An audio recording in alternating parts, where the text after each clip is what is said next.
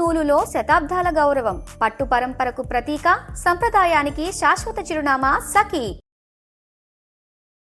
నమస్తే, welcome to Suman TV. నేను పద్మిని. ప్రస్తుతంతో పాటు ప్రముఖ పంచాంగకర్త, వాస్తు జ్యోతిష పండితులు, హస్త సాముద్రిక నిపుణులు మేడికొండూరు విశ్వనాథ్ ప్రసాద్ గారు మనతో పాటు ఉన్నారు. మాట్లాడదాం. నమస్కారం అండి. ఓం మాతా పితృగురుభ్యో నమః. నమస్కారం. ముందుగా మీకు శ్రీ పరాభావనామ సంవత్సర ఉగాది శుభాకాంక్షలు అండి.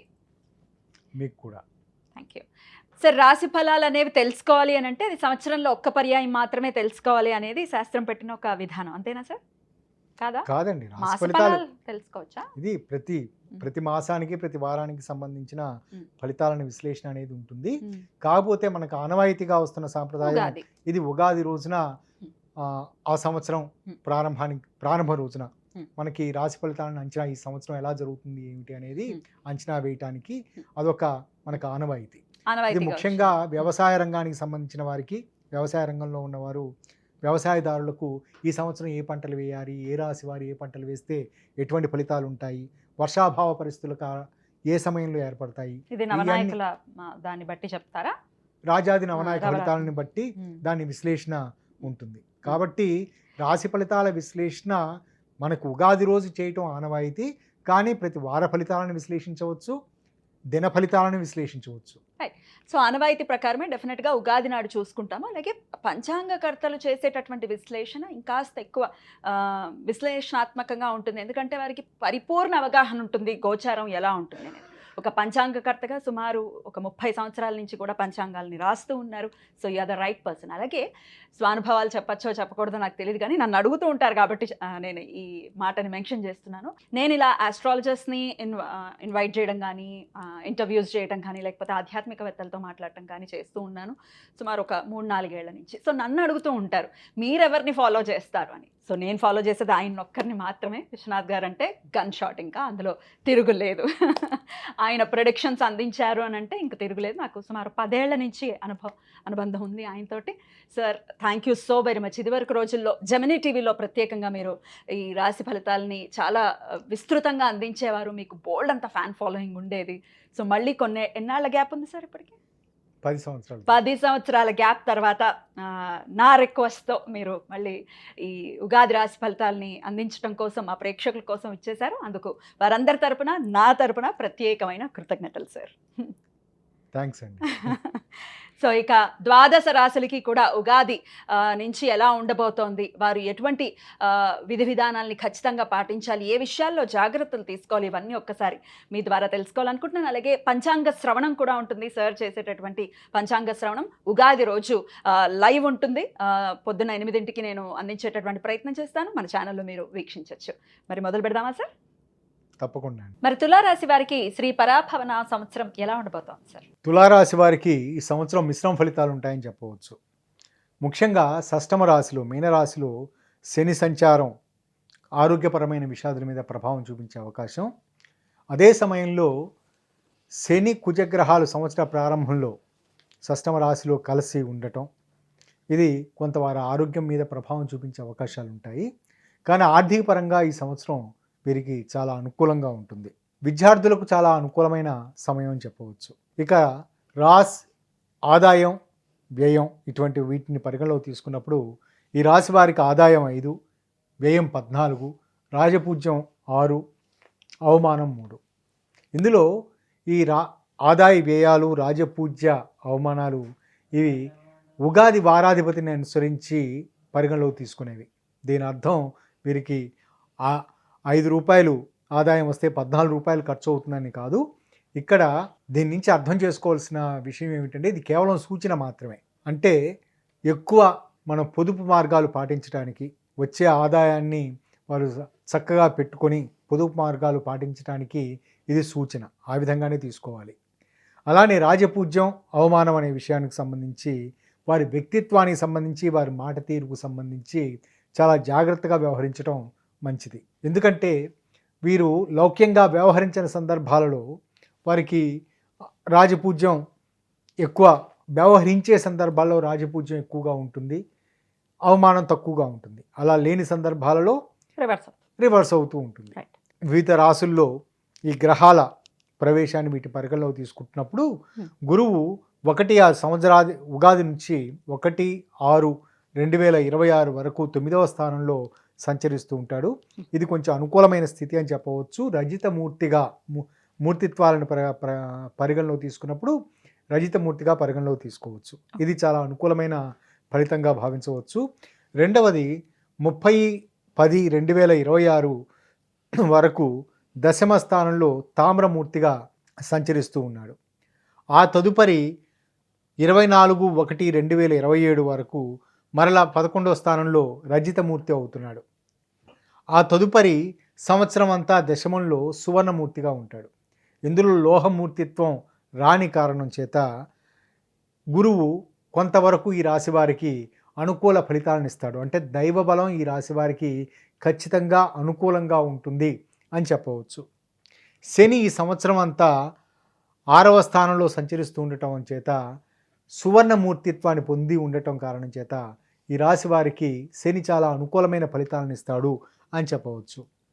రాహుకేతువులు డిసెంబర్ 6 వరకు 5వ స్థానంలో రాహువు పంచమ స్థానంలో సంచరిస్తూ ఉన్న సమయంలో లోహమూర్తిగాను, ఆ తదుపరి సంవత్సరాంతం వరకు చతుర్థ భావంలో సంచరిస్తూ ఉన్నప్పుడు సువర్ణమూర్తిగాను, కేతువు లాభస్థానంలో సంచరిస్తున్న సమయంలో లోహమూర్తిగాను, ఆ తదుపరి దశమ స్థానంలో సంచరిస్తున్న సమయంలో సువర్ణమూర్తిగాను ఉంటాడు. అంటే వీరికి రాహుకేతువులకు సంబంధించిన అనుకూలమైన ఫలితాలు వీరికి 6/12/2026 తర్వాత నుండి ఉంటాయని చెప్పవచ్చు.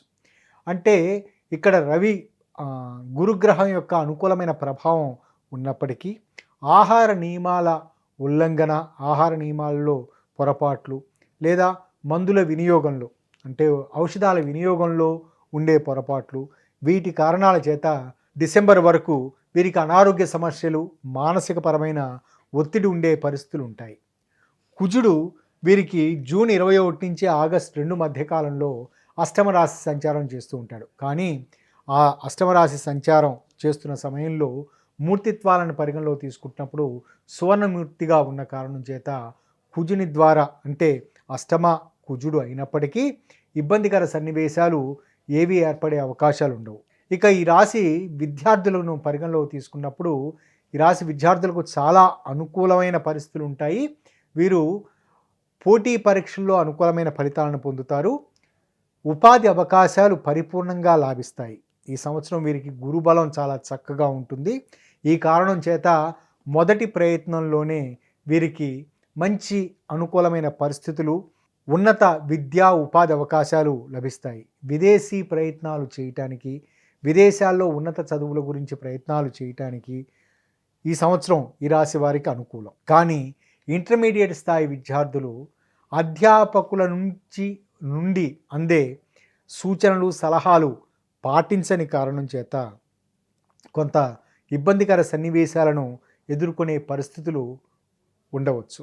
ఫార్మాస్యూటికల్ రంగానికి సంబంధించి, మెడికల్ రంగానికి సంబంధించి, పారామెడికల్ నర్సింగ్ రంగానికి సంబంధించిన వారికి కొంత ఒత్తిడి ఎదురయ్యే అవకాశాలు ఉంటాయి. ముఖ్యంగా వీరు తమ ప్రయత్న లోపాల కారణం చేత వీరికి అందివచ్చే అవకాశాలు తప్పిపోయే పరిస్థితులు, పరీక్షల్లో సరైన మార్కులు రాని సన్నివేశాలు ఉండవచ్చు. పోటీ పరీక్షలకు సంబంధించి ముఖ్యంగా ప్రభుత్వ పరమైన ఉన్నత ఉపాధి అవకాశాల గురించి ఈ రాశివారు ఆగస్టు 2వ తారీఖు తదుపరి నుంచి వారు ప్రయత్నాలు చేసుకున్న సన్నివేశాల్లో అనుకూలమైన ఫలితాలు ఉంటాయి. ఉద్యోగులకు ఈ సంవత్సరం చాలా అనుకూలంగా ఉంటుంది. వారు నూతన ఉపాధి అవకాశాల గురించి ప్రయత్నాలు చేయటానికి, పదోన్నతుల గురించి ప్రయత్నాలు చేయటానికి, బదిలీల గురించి ప్రయత్నాలు చేయటానికి అనుకూలంగా ఉంటుంది. ముఖ్యంగా ఆగస్టు తదుపరి నుండి వీరికి కుటుంబపరమైన అనుకూలతలతోటి, కుటుంబ సభ్యుల సలహాల మేరకు వీరికి ఉపాధి అవకాశాల్లో చక్కటి అనుకూలమైన పరిస్థితులు చోటు చేసుకుంటాయి. బహుశా వారి తరపున వారి జీవిత భాగస్వామి కావచ్చు లేదా వారి బంధువులు కావచ్చు అప్లికేషన్ పెట్టడం, అవి వీరికి తెలియకుండానే వీరికి దానికి సంబంధించిన అపాయింట్మెంట్ ఆర్డర్స్ రావటం లాంటి పరిస్థితులు ఉంటాయి. సాఫ్ట్వేర్ రంగానికి సంబంధించి చాలా అనుకూలంగా ఉంటుంది.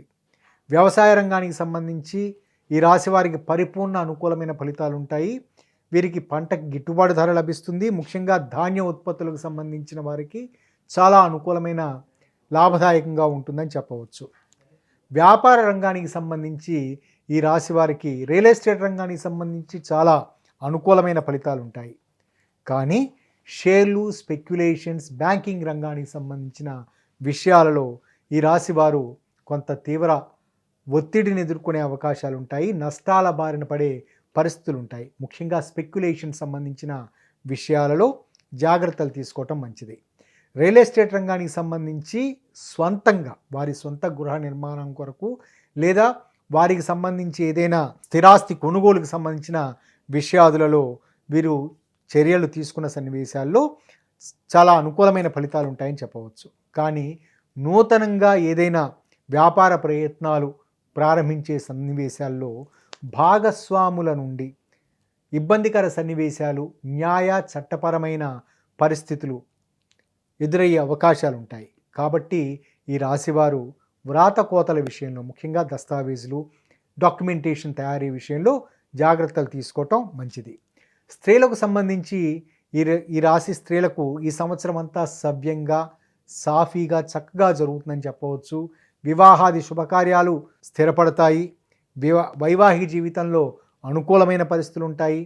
సంతానానికి సంబంధించిన విషయాలలో ఈ రాశివారు ప్రారంభంలో కొంత ఇబ్బందికర సన్నివేశాలు మొదటి 2 నెలల్లో ఎదుర్కొనే పరిస్థితులు ఉంటాయి. కానీ ఆ తదుపరి నుండి వీరికి సంతానార్థులకు చక్కటి అనుకూలమైన పరిస్థితులు ఉంటాయి. ముఖ్యంగా కుజరాహుల కలయిక విడిపోయి శని కుజగ్రహాల మీనరాశిలో కలయిక, ఆ సన్నివేశాలలో మాత్రమే వీరికి కొంత మానసిక పరమైన ఒత్తిడి సంతానం గురించి లేదా సంతానం ద్వారా ఏర్పడే పరిస్థితులు ఉంటాయి.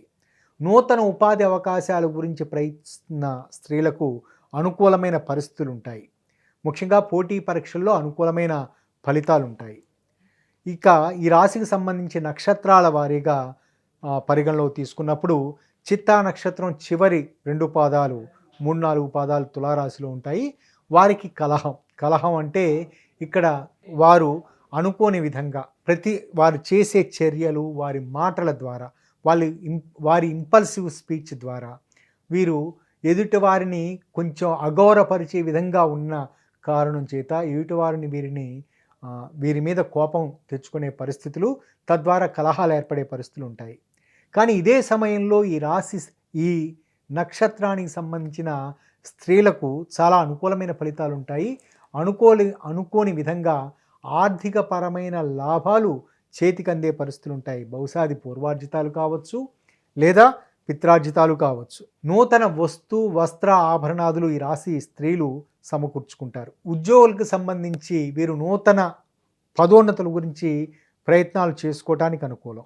కందాయ ఫలితాలను చూసుకుంటున్నప్పుడు కందాయ ఫలితాలలో ఇక్కడ 3 అంకెలు ఉంటాయి. ఈ 3 అంకెలు 3 కందాయాలుగా విభజన చేస్తూ ఉంటాము. అంటే ఒక్కొక్క కందాయం ఒక్కొక్క సంవత్సరంలో మొదటి 4 నెలలకు మొదటి కందాయం, తదుపరి 4 నెలలకు 2వ కందాయం, చివరి 4 నెలలకు 3వ కందాయం సూచిస్తూ ఉంటుంది. ఇందులో సరి సంఖ్య వచ్చిన సందర్భాల్లో శుభ ఫలితాలు ఆ 4 నెలలు ఉంటాయని, బేస్ సంఖ్య వచ్చినప్పుడు మిశ్రమ ఫలితాలు ఉంటాయని, శూన్యం వచ్చినప్పుడు శూన్య ఫలితాలు ఉంటాయని అంచనా వేయచ్చు. ఇక్కడ ఈ సంవత్సరం మనకి జ్యేష్ఠ మాసం అధికంగా ఉన్న కారణం చేత మొదటి కందాయం 4 నెలలు అంటే ఇక్కడ చైత్రం, వైశాఖం, అధిక జ్యేష్టం, నిజ జ్యేష్టం, ఆషాఢ మాసం, ఈ 5 నెలలు మొదటి కందాయం వర్తిస్తుంది. ఇక్కడ 302 ఈ కందాయం వర్తిస్తున్నది కాబట్టి 3 బేస్ సంఖ్య. కాబట్టి మొదటి ఆషాఢం వరకు వీరికి మిశ్రమ ఫలితాలు ఉంటాయి. 2వ కందాయం 0. ఇది సహజంగా మధ్య కందాయం 0 వచ్చినప్పుడు కొంత అనారోగ్య సమస్యలను సూచించే పరిస్థితులు ఉంటాయి. కానీ వీరికి గ్రాడ్యువల్గా తదుపరి వచ్చే కందాయం 2 సరి అంకె కావటం చేత వీరికి ఆ సమయంలో ఆ 4 నెలల పాటు స్వల్ప జాగ్రత్తలు తీసుకున్న సన్నివేశాలలో ఆర్థిక పరంగాను ఆరోగ్యపరంగాను అనుకూలంగా ఉంటుంది. స్వాతి నక్షత్రానికి సంబంధించి చూసినప్పుడు ఈ రాశి వారికి అలంకార ప్రాప్తి అంటే సహజంగా వారికి మంచి వస్త్ర ఆభరణాదులు లేదా వాహనాదులు ఇవి సమకూర్చుకోవటం, ఇది అలంకార ప్రాప్తిగా మనం పరిగణలోకి తీసుకోవచ్చు. సహజంగా అలంకార ప్రాప్తి అంటే వీరికి ఎవరి ద్వారా అయినా వారు కానుకలుగా పొందటం లేదా వారు కొనుగోలు శక్తి Correct. ఆ విధంగా డబ్బులు పెరగటం అనేది. కాబట్టి ఆర్థిక పరంగా వీరికి చాలా అనుకూలంగా ఉంటుంది. కానీ అలంకార ప్రాప్తి టీనేజ్లో ఉన్న వారికి ఏర్పడిన సందర్భాలలో, వారికి ఉన్న సందర్భాల్లో తద్వారా ఏమిటంటే వారు ఎడ్యుకేషన్ సంబంధించిన విషయాల్లో నిర్లక్ష్యం చేసే అవకాశాలు ఉంటుంటాయి. కాబట్టి ఆ లాజిక్ ప్రకారం చూసుకుంటున్నప్పుడు విద్యార్థులకు ఈ స్వాతి నక్షత్రానికి సంబంధించిన విద్యార్థులకు కొంత టీనేజ్లో ఉన్న విద్యార్థులకు వారి ఏకాగ్రతా లోపాలు ఉంటాయని చెప్పవచ్చు. అనవసరపు డాంబికాలకు పోవటం కారణం చేత ఇబ్బందికర సమస్యలు ఎదురవుతాయి. పరీక్షలకు సంబంధించి ఏకాగ్రతను కోల్పోతారని చెప్పవచ్చు. స్త్రీలకు అనుకూలంగా ఉంటుంది. కందాయ ఫలితాలను చూసుకున్నప్పుడు 6, 1, 4 మొదటి 4 నెలలకు సరి సంఖ్య 6 వచ్చింది. ఇది చాలా అనుకూలమైన ఫలితాలను సూచిస్తూ ఉంటుంది. తదుపరి 4 నెలలకు బేస్ సంఖ్య వచ్చింది, మిశ్రమ ఫలితాలు. ఆ తదుపరి మరలా 4 నెలలకు, చివరి 4 నెలలకు సరి అంకె వచ్చింది. కాబట్టి వీరికి ఆర్థిక పరంగా, ఆరోగ్యపరంగా స్మూత్గానే జరుగుతుందని అంచనా వేయవచ్చు. ఇక విశాఖ నక్షత్రం మొదటి 3 పాదాలు తులారాశిలో ఉంటాయి. వీరికి సంబంధించి వీరి స్వయంకృతాపరాధాల కారణం చేత అనారోగ్య, మానసిక, శారీరక అనారోగ్యాన్ని కొని తెచ్చుకునే అవకాశాలు ఉంటాయి. దీనికి సంబంధించి ముఖ్యంగా కుజరాహుల కలయిక ఏర్పడిన దగ్గర నుండి వీరికి అంటే సంవత్సర ప్రారంభం నుండి వీరికి ఆహార నియమాల లోపాలు లేదా స్వంత ఔషధ వినియోగాలు, స్వంత నిర్ణయాలతోటి ఔషధ వినియోగాలు, వీటి కారణాల చేత వీరికి ఇబ్బందికర సన్నివేశాలు ఎదురయ్యే అవకాశాలు ఉంటాయి. ఇవి వీరికి ఈ కుజుడు అష్టమ సంచారం పూర్తయ్యేంత వరకు అంటే ఆగస్టు 2వ తారీఖు వరకు వీరికి ఇటువంటి మానసిక, శారీరక పరమైన ఒత్తిడి ఎదురయ్యే అవకాశాలు ఉంటాయి. కానీ ఈ రాశి వారికి ప్రేమ, స్నేహం వంటి విషయాదుల్లో అనుకూలమైన ఫలితాలు ఉంటాయి. ఆర్థిక పరంగా అనుకూలించే స్థితి ఉంటుంది. ఆరోగ్యపరమైన విషయాల్లో మాత్రమే జాగ్రత్తలు తీసుకోవటం మంచిది. ఉన్నత ఉపాధి అవకాశాల గురించి ప్రయత్నాలు చేయడానికి అనుకూలం. స్థిరాస్తి లావాదేవీలు, గతంలో వీరికి అందవలసిన బకాయిలు లేదా అపరిష్కృతంగా ఉన్న స్థిరాస్తి లావాదేవీలు పరిష్కారం అవుతాయి. వీరి కందాయ ఫలితాలను చూసుకుంటున్నప్పుడు 1, 2, 1 ఇక్కడ ప్రారంభంలో మొదటి 4 నెలలకు బేసి సంఖ్య రావటం, చివరి 4 నెలలకు బేసి సంఖ్య రావటం. ఈ కారణం చేత ప్రారంభంలోనూ చివరిలోనూ వీరికి ఆర్థిక పరంగా కొంచెం మిశ్రమ ఫలితాలు ఉంటాయి. మధ్య 4 నెలల మటుకు చక్కటి అనుకూలమైన ఫలితాలు ఉంటాయని చెప్పవచ్చు. ఇక ఈ రాశికి సంబంధించిన వారికి ముఖ్యంగా చిత్తా నక్షత్రం సంబంధించిన వారు ఈ సంవత్సరం వీరు దుర్గాదేవికి సంబంధించిన ఆరాధన చేయటం, కుదిరిన సందర్భాలలో వారు ప్రతి శుక్రవారం రోజున సప్తశ్లోకి దుర్గా పారాయణ చేయటం లేదా వినటం అలవాటుగా చేసుకున్నప్పుడు అనుకూలమైన ఫలితాలు ఉంటాయి. స్వాతి నక్షత్రం వారికి ఏకాగ్రతా లోపాలు, ముఖ్యంగా విద్యార్థులకు సంబంధించి ఏకాగ్రతా లోపాలు ఇవి తలెత్తకుండా ఉండటానికి వారు దగ్గరలోని సుబ్రహ్మణ్య స్వామి దేవాలయాల్ని తరచూ సందర్శిస్తూ ఉండటం లేదా సుబ్రహ్మణ్య కవచ పారాయణ చేయటం మంచిది. విశాఖ నక్షత్రం వారికి ఆరోగ్యపరమైన విషయాదులలో జాగ్రత్తలు తీసుకోవటం అవసరం కాబట్టి రవికి సంబంధించిన శాంతి విధానాలు కుదిరిన సందర్భాల్లో అరుణం, మహాసౌరం, త్రిచ వంటి సూర్య నమస్కారాల్లో చేయించడం కానీ లేదా పాల్గొనటం కానీ మంచిది. కుదిరితే వారు ప్రతిరోజు సూర్యపంజర స్తోత్రం కానీ ఆదిత్య హృదయం కానీ చదువుకున్నప్పుడు ఈ సంవత్సరం వీరికి చాలా అనుకూలమైన ఫలితాలు ఉంటాయి. అలా అనుకూలమైన ఫలితాలే తులారాశి వారికి ఉండాలని మనస్ఫూర్తిగా కోరుకుంటూ ఇక నెక్స్ట్ వీడియోలో వృశ్చిక రాశి గురించి తెలుసుకుందాం. Thank you so very much sir. నమస్తే. నమస్కారం.